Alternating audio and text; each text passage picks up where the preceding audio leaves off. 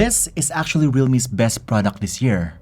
At least for me. Na-unbox ko na po siya, na-review ko na po siya, and all I can say is, this is their best yet. Kung hindi ba alam, mahilig po ako sa mga tablet. It is the second most used gadget in my house when it comes to movies, sa gaming, sa streaming, and things like that. Simply because it has a big display. Ito pala si Realme Pad 2. Malaki po yung display niya. 11.5 inches, 120Hz refresh rate, 2K resolution na po daw siya. Not only that, the specs on this thing is just monstrous. 8,360 mAh of battery.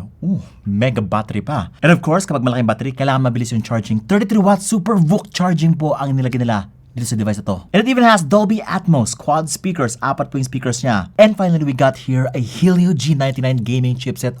What? Wait lang. Hindi nyo alam sinasabi nyo eh. Guys, I know this. Marami mag-cringe dyan. But what if I told you that this is actually the fastest 4G chipset right now? It is. And of course, na-test ko na po siya sa gaming. Ang optimized po niya. Sobrang optimized for Mobile Legends, Genshin Impact. 60 frames per second po. Genshin Impact. Later, you will see. And even for Farlight, ito po yung tsura niya. And once you know the price, talo nyo pa si Samyong, si A-Play, and even si Xme. Hindi ko pa rin sabihin yung diretso guys, pero klaro nyo na sila. The pricing is what makes this thing the best. Kaya without further ado, let us unbox and review this. Ako si Vince, and you're watching Unbox Diaries. Woohoo! So ito pa yung tsura niya. Nice slate, premium, very nice device. Sa harapan nakalagay high-res audio, Dolby Atmos. Let us reveal the device. Ito na po siya. Nice.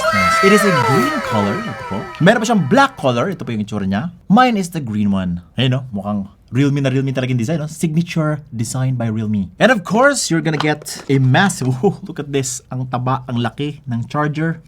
Look at that. 33 watt super VOOC charger po yan. And we've got here the SIM ejector pin. My SIM card. Realme Pad 2 user manual kasama dito. And of course, last but not least is yung kanyang USB Type-C cable. So ito po siya, si Realme Pad 2. Ito po yung itsura niya. 11.5 inches yung size niya. And it does have that Realme signature look. Actually, yung kanyang camera module reminds me of the Realme 11. Bilog din po yun. Nakita ko na ba yung mga renders ni Realme 11 and they are very similar in camera module. And yes, syempre si Realme does have that nice signature two-tone design. Sa malaya, mukha pa siyang notebook, as you can see. Meron siyang parang hati dito sa gilid. Sa side na to, it's pretty much soft, smooth, matte finish. Tapos sa right side, yung manipis na part is ganun din. Matte finish din siya, pero it's got a different color. Ayun, nagpapalit pa rin sila. Sometimes ito ay mas dark, sometimes ito naman yung mas dark. Depende dun sa angle niya kapag sa tinatamaan siya ng ilaw. Pero yung mas payat na side, yung narrower, has this nice texture to it. May texture po siya. May parang pa-design na texture dyan. Na feeling ko is a must kasi nga, it gives you more grip. Ito kasi guys, medyo madulas. Ito, yun, may grip po guys. Ito kasi, very minimalist yung likod niya, yung camera lang po, and yung kanyang logo, and that's pretty much it. Now the shape of the tablet is not square, it's rectangle. Mostly. And for me, that is pretty nice. Kasi nga, ayoko po na square, guys. The problem with most tablets these days is that they're focusing more on the shape of square. Ayoko po nun. Kasi nga yung square, guys, weird po siya sa games and weird po siya sa, especially sa movies, Netflix, di ba? Kasi guys, most movies are in 16:9 ratio. And ang problema kasi kapag square yung device, medyo malaki yung kanilang black bars dun sa gilid. I don't like that. I mean, tinan nyo naman si Realme Pad 2 kapag nagpa-play ng video sa YouTube and Netflix. Oh my God. Meron pa siyang konti, no? Konti lang. Tapos kapag pinch to zoom mo ng konting-konti lang, ayun, nafe-feel na siya. It fills up the whole device na. Sa iPad kasi guys, dahil square siya, grabe yung kanyang black bar sa side and kapag pinch to zoom mo, masyado siyang zoomed in. And kapag nangyari yon, sobrang zoom in, medyo nagiging pixelated na yung image quality. But this one, since konti lang yung zoom in niya dun sa kanyang image, sharp pa rin siya tingnan. That's how you do it. Yung shape lang. And also, look at the bezels on this thing. Sobrang nipis niya. And yes, the device is quite tall. Matangkad po siya. And yung kanyang camera is nasa side. Ayun. Like most tablets. Now, speaking of the camera, yung camera po niya is napakaganda. Later makita nyo. By the way, yung camera pala is 8 megapixels sa likod and 5 megapixels sa harap. It's unbelievable! Magaling na talaga sa camera si Realme. Tindi. But first things first, let us focus on its volume rocker nandito sa right side pero nasa taas banda. Power button nandito sa upper right corner. And may microphone po siya sa right side. Looks like dalawa po yan. Doon sa ilalim ng volume rocker. And yes, like I told you earlier, meron po siyang 4 na speakers.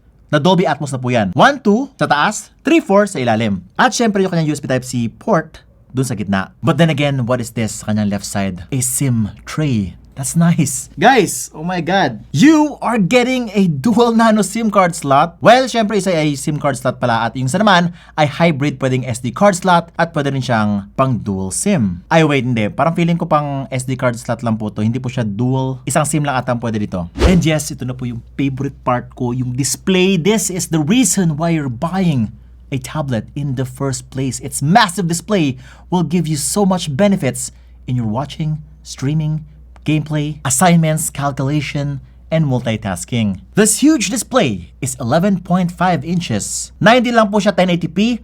2K resolution po siya. Very high res. 120Hz refresh rate display na po to. Very smooth. Ayan po. Scrolling, swiping left and right. Ang smooth lahat. Feeling ko ang bilis ng device. Sobrang bilis actually. When I switch apps like that, ang smooth ng transition. Ang smooth po. Everything looks smooth here. And the quality I'm getting on the images sa Facebook, ang ganda, ang sharp, ang detailed, ang klaro. Kapag ka nagbabasa ako ng mga letters dito, reading and watching is just such a joy pag ganito yung display. I'm just not sure kung ano pong display ito. Sabi nyo sa akin, Realme, kasi ang ganda. Impressive compared sa competition. Goodbye, Xiaomi na ba to? Kasi meron din si Xiaomi. Ibang brand po yun, guys. Okay. Tignan nyo to So, nag-gesture mode ako dito. So, if I do the usual gestures like holding up, lalabas po yung mga ibang apps dito. Ang smooth talaga ng animation. Transitions. And if I go to the browser, swipe left dito, babalik po siya sa previous page. Nice. But wait, what is that in the corner kapag hinold ko, swiping left? Shortcuts. This is nice. Actually, sa phone, hindi ko masyado ginagamit yung mga ganitong shortcuts. But dito, this is actually useful. Look at this, Calculator. Click yan. Lalabas po yung calculator. Minimize dito sa part na to. Pwede mo rin i-maximize yan if you want a bigger one. Minimize na lang. Ayan. Kung meron kang parang spreadsheet sa kaliwa, may calculator sa right, that is multitasking at its finest. Speaking of multitasking, pwede siya mag-split screen just like this one. Very, very nice. And of course, pwede mo siyang i-move ng ganyan kung ano mas prefer mong mas malaki yung screen. Diba? Nice, diba? Ang grabe, no, sa Facebook. Sa sobrang tall niya, ang daming pwedeng makita, no? From top to bottom. Look at that. Very nice. And just like what I showed you earlier, yung kanyang display, nako, when watching movies, perfect po. 16:9. Halos wala na pong black bar sa side. It's like, sinadya talaga siya for 16:9 consuming. At sa games, ganito ba yung tsura niya? You're getting nice color, nice resolution, and yung 2K resolution, guys. Very sharp, very detailed. Kaya lang sa Mobile Legends, guys, this is actually mobile mode, hindi po siya tablet mode. Kasi makita nyo lahat ng mga icons is just maximized ng konti. Kapag tablet mode, alam ko talaga yun, guys. Medyo maliit talaga yung itsura ng game. Tapos meron pa mga bars sa side, yung parang frame. May frame siya, di ba? May ganun. Ito, guys, wala. So it's actually in phone mode na pinalaki lang talaga siya. But playing Mobile Legends on this thing is just such a joy. Everything looks big and also, syempre, may iba na konti inyong experience kapag naglalaro ng game. Kasi nga, if you were just playing like this sa Mobile Legends, sa inyong phone, kailangan nyo siya ilapat na sa table nyo and you need to play like this na. Kasi guys, awkward kapag naglalaro ka ng ganyan. Awkward talaga, guys. Tapos mahirap pang i-reach dun sa gitna. Kasi it's a very wide display. Mahirap pa i-reach yung gitna kapag ka nag-gameplay ka. So kailangan talaga nakalapat sa table just to reach the center. Now, syempre, gusto nyo malaman kung gano'n siya kabilis sa gaming. What is the performance of this device? Una-una, Helio G99 processor is very fast na po this 2023. And this thing just got 442,000 points and Antutu benchmark. That is quite huge. Huge na po yan. But of course, syempre, it's just a number. Antutu benchmark. Kamusta na may optimization sa games? Now, tulad na sinabi ko kanina, very optimized naman po siya for Mobile Legends and other games. And this is how it looks like, no? Una-una, naka-ultra graphics na po siya right out of the box and umaabot siya na hanggang super refresh rate dito sa Mobile Legends.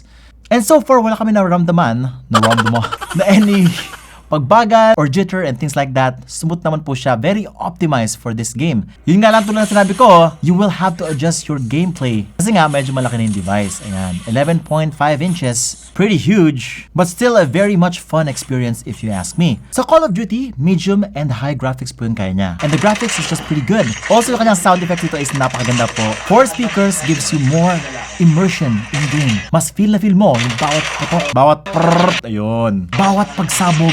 Pero guys, it does have bass. Okay naman siya, buong-buong na yung kanyang sounds. At syempre, tinry din namin sa Genshin Impact. 60 frames per second. Guys, ang smooth po niya tingnan, kaya lang, lowest graphics po to. Oh, yun lang yung catch, syempre. Alam niyo naman yung game na to. And for this processor, ito yung pinaka-okay niya. Pero kasi for me, mas important po yung smoothness kaysa dun sa graphics. I'm telling you right now. Kasi nga kapag tinasan nyo na konti, medium graphics, ito na po medyo naglalag ng konti, nagpa-frame drops. You really want to enjoy lowest graphics, and syempre, go get a external controller. Ayan po. So gumamit kami ng FlyDG controller dito. Ito po yung itsura niya. Ay, ganda, diba? Yun nga lang, we'll have to get a stand for this. Bilhin lang ng tablet stand, guys, para mas okay. Kasi nga, pag naglalaro, yan, mas comfortable. Tingnan kasi yung angle mas maganda, mas diretso sa inyong mata. Last but not least, si Farlight 84, yung supposed to be the next Mobile Legends hype na hindi naging hype. Hype talaga ang buhay.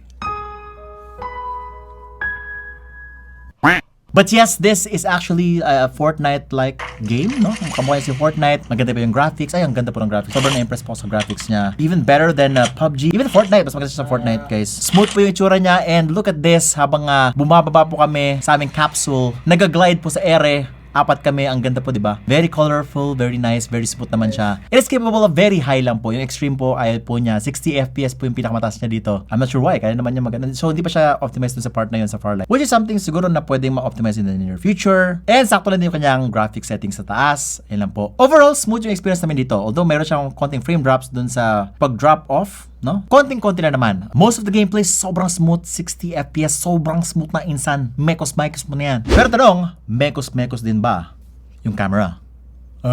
Mekos-mekos pala is mixed. Ayun, yung pala ibig sabihin nun. Hindi, wow. The camera is mekos-mekos. Bakit? Kasi kapag maganda yung ilaw, ay ang ganda po niya. Dito po lumalabas yung forte ni Realme when it comes to the camera. Ang ganda po. Tingnan niyo naman yung picture na yan. The flower is just so vibrant. Ang ganda na texture, ang ganda po ng background blur, ang ganda po ng details na nakuha namin with the camera, even though it's only 5 megapixels. Very nice, di ba? Pero kasi guys, kapag low light na, yun lang. Sinabi ko sa inyo, since palit na yung sensor niya po, and basic lang naman yung camera setup ng ganitong klaseng tablet. Well, basic lang talaga yung mga camera ng tablet. It's really not meant for camera work talaga. I mean, the only people who do cameras on this thing are your parents or grandparents. Ayun. Sure, okay, picture. Ganun kalaki, no?